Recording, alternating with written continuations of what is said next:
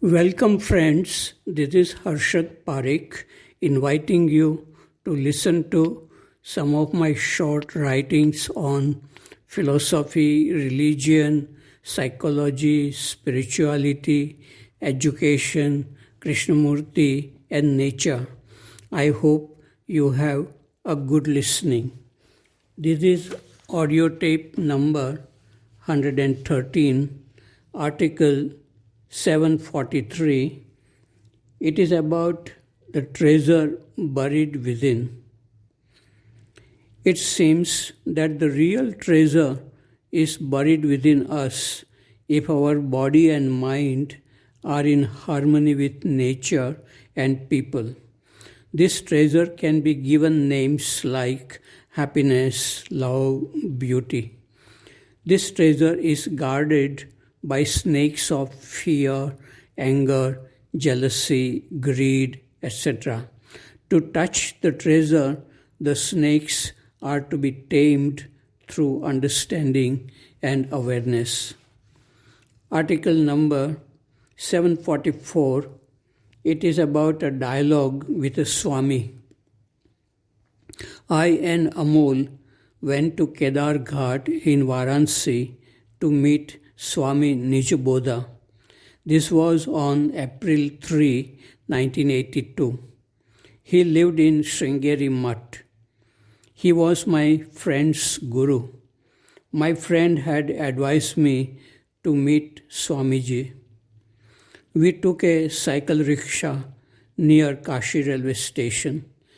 It took us about 45 minutes to reach Kedar Ghat. We passed through dirty, crowded, and narrow streets of Varanasi. At several times, we thought our cycle rickshaw was going to hit people, bicycles, and lorries, but we were safe. The driver dropped us somewhere near Kedar Ghat. We walked through narrow and dark streets for about 10 minutes before we reached Sringeri Mutt. We met Swamiji. He was about 70 but looked strong. He had a long white beard and looked like a rishi. He spoke fluently in English. He was from Madras. He said, "My qualification is MABF. Matric appeared but failed." Swamiji spoke for most of the time. He talked about his life, his meeting with Krishnamurti, Vedanta philosophy, and Krishnamurti's teachings. Swamiji asked, "Have you met Krishnamurti?" I said, "Yes, several times." Swamiji asked, "What is his height?" I said, "About 5 feet and 5 inches." Swamiji said, "No, he is above 6 feet. When I met him, I came only up to his shoulder. The umbrella he carries is about 4 feet 6 inches. He must be at least 5 feet 11 inches. At another time, I was in level with him. He uses psychic powers and changes his height. He wants you to observe all these things." Then Swamiji asked, "What is his skin color?" I said, "Brown, just like your skin color." Swamiji said, "No, he is whiter than Americans. He changes his skin color also." I said, "He is not changing his height or skin color. What you observe is according to your state of consciousness. Space and time are functions of consciousness. People who take drugs like LSD see differently than ordinary people." Swamiji said, "I do not take drugs like LSD." I said, "I too do not take drugs. Once I saw bright light radiating from Krishnamurti's face. That may be because of my state of consciousness at that time." Swamiji said, "When you meet Krishnamurti, ask him who operates this universe, man or God. Then he asked me, "What do you say?" I said, "Human relationships are governed by men and women. Planetary relationships are governed by God." He asked, "Why do you differentiate between man and God?" Then he spoke about oneness, Vedanta, atoms, Brahman, etc. He gave several practical examples to show oneness of man, God, and universe. I asked, "What is the source of thought? At present, my mind is quiet. There are no thoughts. Next moment, I remember my friend whom I have forgotten for years. What is the cause of this particular thought at this moment?" Swamiji said, "There are deeper layers of memory in the brain. As long as a person is not enlightened, he cannot see the source of thought. There are many causes. An ocean of thoughts and feelings of all living beings surround us all the time.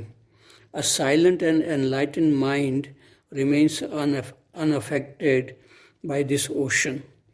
But the state of enlightenment or awareness is never permanent and continuous. When there is a break, thoughts and feelings of human beings enter our brain and cause more thoughts and feelings. Swami Nijabodha had an alert and fast mind. He was a forceful speaker but poor listener. His room was full of books, medicines, and material things. His room was in a mess and had no sense of cleanliness. He had cataract in one of his eyes. He said, "I am taking medicines given by a doctor, but I also have a mantra to cure this disease, but that requires time and I have no time." He said, "Krishnamurti taught me how to observe nature and be one with it. He is truth. The words he speaks do not come from his mind." Article number 745. It is about meeting an intelligent old man. Just by chance, this morning, this was some years ago, I met a wonderful human being, 82 years old, with a smiling face and eyes, a long white beard, and wearing a trouser and a t-shirt. He looked physically fit, and he does not believe in going to doctors for health problems. He has interest in agriculture with natural fertilizers, in living simply in nature, in ancient Indian philosophy, and writing about the future of humanity. He has traveled widely and taught at one of the best American universities. It was a pleasure to walk with him up on the hill in Rishi Valley. Article number 746. It is about a question from Krishnamurti. Krishnamurti asked this question. Rishi Valley and Rajghat schools have existed for more than 50 years. This was in 1980s. And they have produced good engineers, doctors, and other professionals. But why they have failed to produce one free human being? Do you like to respond to this question? Article number 747. It is about snakes and scorpions. I spoke this morning, this was some years ago, in the juniors assembly about my experiences with snakes and scorpions in Rishi Valley, Sayadri School, and the Valley School in Bangalore. Also played 2 songs from old Hindi films about snakes and scorpions. We need not be afraid of these poisonous reptiles. Just avoid stepping on them in the dark. It is fascinating to observe them. Article number 748. It is about talking with a boy. Yesterday night, 2 boys of class 7 came to my room. This was in Rishi Valley in 1982. They were feeling homesick. One of the boys was forced by his father to study here in Rishi Valley school. He did not like to leave his old school in Madras, where he studied for 8 years. He had many friends there. This boy was deeply hurt by his father's forceful action. His father did not want the boy's mother to see him. Even in Madras, she was not allowed to see the boy. The boy loves his mother. There were tears in his eyes when he talked. I said, "You have studied for 8 years in that school. That is enough. If you stay at one place for a long time, you do not learn new things. Rishi Valley is a good school. If you stay here for a year, you would love this school too. It takes some time to get adjusted to a new school. Be cheerful and you will have many friends. If you cry, no one would like to be your friend. Life is not easy for anyone. You must face problems cheerfully. Forget your old school and learn new things and make new friends in this school." The boy was listening only partially. He could not forget and forgive his father for his forceful action of sending him here. This was on June 25, 1982. Article number 749. It is about suicide. It is a pleasure to see birds flying alone or in small and big groups. They seem to be free from problems, and human beings are burdened with too many problems. Even a young, handsome, successful actor like Sushant Rajput committing suicide.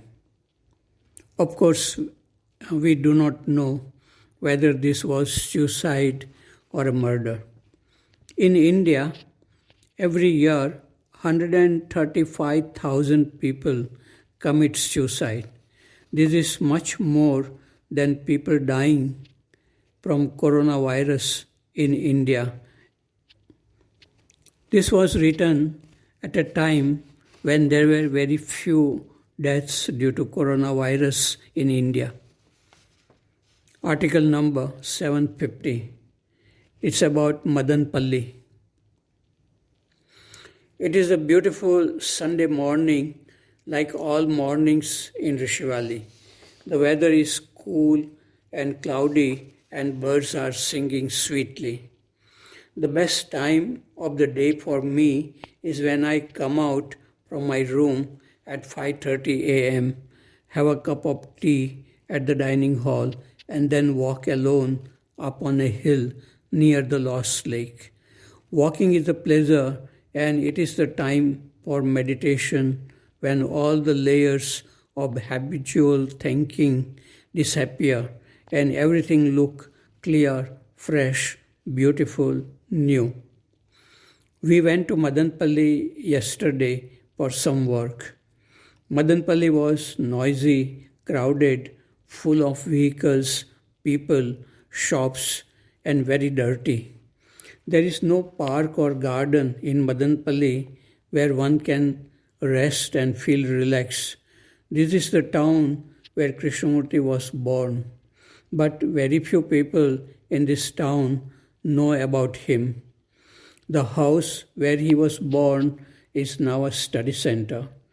There are many schools and colleges in and around Madanpalle, but they are mostly interested in making students score more marks and making them successful in examinations.